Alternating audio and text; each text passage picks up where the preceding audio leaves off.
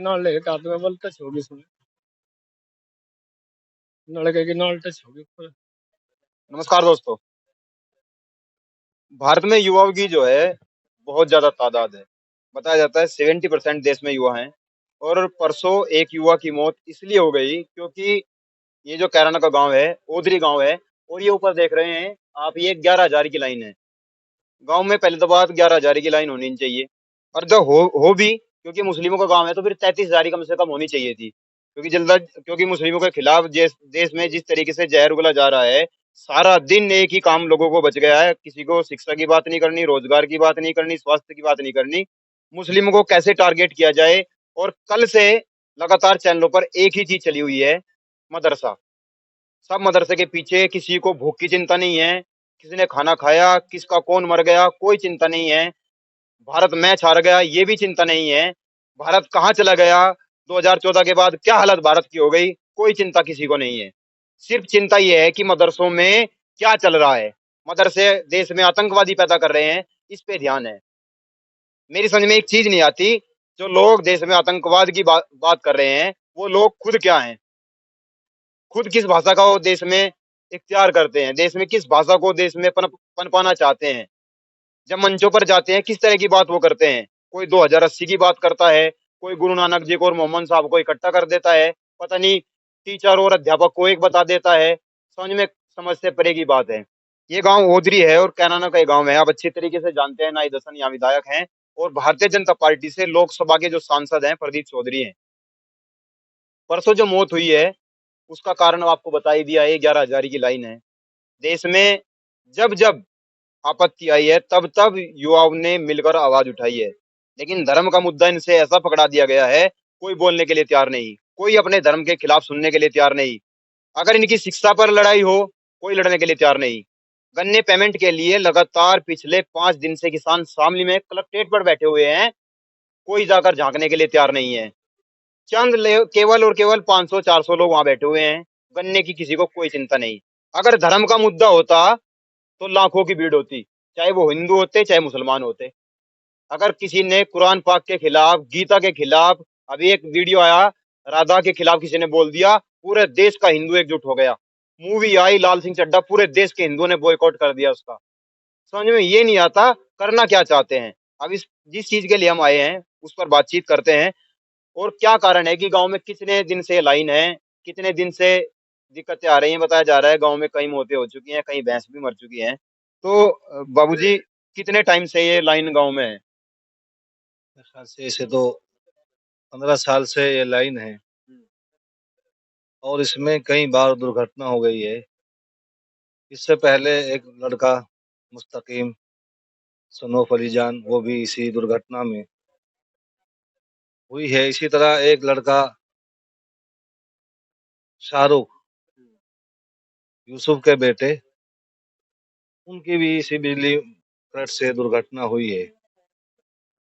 और ये नौजवान नाजिम इस्लाम के बेटे, ये इनके पिता हैं। अकेला बेटा था। मौत किस टाइम हुई उस भाई की? 4 बजे। तो क्या मतलब, जैसे बिजली आई, कहाँ पर खड़े हुए थे भाई? मैं खड़े थे यहाँ से, वो नलके की नाल लेके हाथ में बल टच होगी इसमें, नलके की नाल टच होगी ऊपर, जब एकदम तोड़ दिया मैं। एक बाप पर जब पीड़ा आती है, एक घर में जब पीड़ा आती है, तो और खासकर युवाओं में, जब कोई युवा 22 साल की उम्र में अपने घर को, अपने परिवार को छोड़कर इस दुनिया से विदा हो जाता है, तो दुख सबको होता है। और गांव देहात में तो ये बात है, इसीलिए हमने अपना चैनल का नाम भी यही रखा है कि गांव को और गुहान को जोड़ा जाए। गांव में जब किसी युवा की मौत हो जाती है, पूरा गांव, चाहे उनकी आपस में कितनी भी दुश्मनी हो, घर में नहीं जाएगा, बाहर खड़े होकर इंतजार करेगा कब इसका जनाजा जाएगा, कब इसकी अर्थी जाएगी, और मैं भी इसके दुख में शामिल होऊंगा। सरकारें इस तरफ ध्यान नहीं देना चाहती।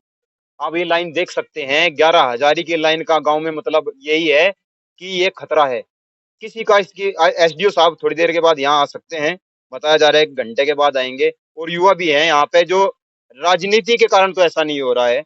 युवाओं से बातचीत करेंगे। क्या नाम है जी? मोहम्मद मोमिन। मोमिन भाई, क्या कोई राजनीतिक कारण है क्या जिसकी वजह से आज भी लाइन जो कि तू है? नहीं नहीं, राजनीति कुछ नहीं है जी। तो कोई विधायक ने, किसी सांसद से आपने अपील नहीं की कि इसको लाइन को हटवा दिया जाए? जेई से, एसडीओ से, एक्शन से, किसी से अपील नहीं की आपने? नहीं, सबसे हुई हुई बात। क्या क्या जवाब आया उनकी तरफ से? कोई एक्शन नहीं लिया जा रहा जी अभी। कोई लिखित में आपने प्रमाण दिया कि एसडीओ के यहाँ, एक्शन के यहाँ, एसपी के यहाँ? दिए थे एप्लीकेशन लिख के, कुछ कार्रवाई नहीं हो पा रही है। गांव में पहली तो बात, ये 11,000 लाइन देनी नहीं चाहिए। यहाँ पे इतना कोई खपत भी नहीं है, कोई फैक्ट्री है, कोई राइस मिल है कि भाई 11,000 लाइन देनी जरूरी है वहाँ। ये तो मारने की साजिश दे रखी। गांव में कौन से गांव में 11,000 लाइन है? कहीं भी नहीं है।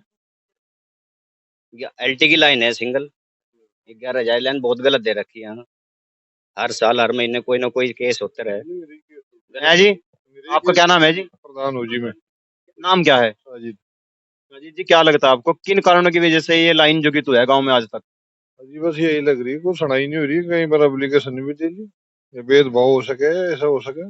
ये मुस्लिमों का गांव है इसलिए। काम है नहीं, हट जानी चाहिए थी जी। 5-6 बंदे मर लिए इसमें, और कहीं भैंस मर गई, और जी टूटी खड़ी रहती है चौथे दिन।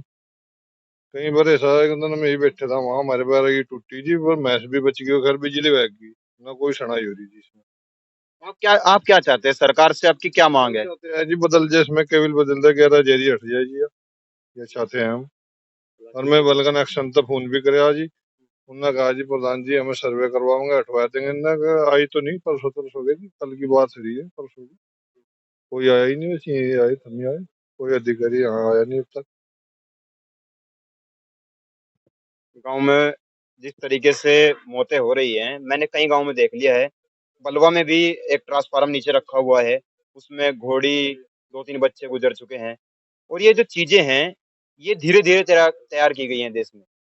एकदम कुछ नहीं होता है, धीरे धीरे तैयार करके पूरी साजिश है। किसी के पास समय नहीं होता है। एसडीओ साहब को एसी में बैठने की आदत है, एक्शन साहब को एसी में बैठने की आदत है। और ये लोग सारा दिन धूप में तपकर तब इस देश को खाना देते हैं, तब इस देश को भोजन मिलता है, जब ये सारा दिन दोपहर में 12 बजे तक काम करके आते हैं। अभी यहाँ खेतों में गन्ने की बंधाई का कार्य चला हुआ है। सब आए ना खेत से गन्ना बांध गए। ये जो आप मीठा खा रहे हैं ना, बैठ के चैन से देश में, ये मीठा भी इन्हीं की वजह से मिलता है। और इनका पैसा समय पर नहीं मिलता, 1 साल के बाद मिलता है। सरकार बोल रही है, माननीय सुप्रीम कोर्ट बोल रहा है कि आपको आपके गन्ने की पेमेंट 14 दिन में मिलेगी। कोई सुनवाई नहीं है। इस बिजली की लाइन की कोई सुनवाई नहीं है। स्कूलों के लिए कोई सुनवाई नहीं है। यूनिवर्सिटियों के लिए कोई सुनवाई नहीं है। कहाँ जाएगा देश? किस तरफ जाएगा देश? वो सारे भाई मेरे से कहते रहते हैं कि आप तो पत्रकार होने के बावजूद भी इस तरह की बातें करते हैं, खिलाफत वाली बातें करते हैं। मैं किसी के खिलाफ नहीं हूँ और किसी के पक्ष में भी नहीं हूँ। ना मैं हिंदू हूँ, ना मैं मुसलमान हूँ। मैं पहले एक इंसान हूँ, और एक इंसान का फर्ज है अपने लोगों की आवाज को बुलंद करना, अपने लोगों की आवाजों को उठाना। इस परिवार पर जो दुख है, इस पिता पर जो दुख है, वो मैं समझा नहीं सकता। केवल यही समझ सकते हैं, हम भी आएंगे दुख में, शामिल होंगे, शरीक होंगे और चले जाएंगे। लेकिन इस परिवार के ऊपर आफत आ गई है, वो जो की तो बनी रहेगी। कोई इसको दूर नहीं कर सकता। अगर आप भी इन चीजों से लड़ना चाहते हैं, तो इनको सपोर्ट कीजिए, इन लोगों को सपोर्ट कीजिए, इस किसान मजदूर कम्युनिटी को सपोर्ट कीजिए, इस देश को सपोर्ट कीजिए। अगर हम रहेंगे तो देश रहेगा, हम ही नहीं है तो क्या देश रहेगा? धर्म के चक्कर में पड़ के आपस में मत बटिए, जातियों में मत टूटिए। एक हैं, एक रहेंगे। जब तक दम है लड़ते रहेंगे। धन्यवाद।